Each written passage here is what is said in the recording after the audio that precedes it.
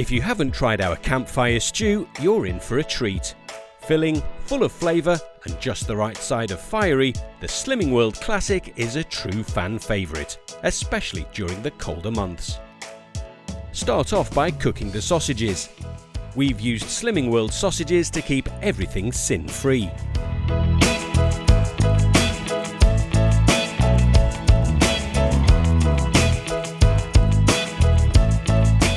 While they're under the grill, fry the lean bacon, 2 peppers and an onion for 5 to 6 minutes.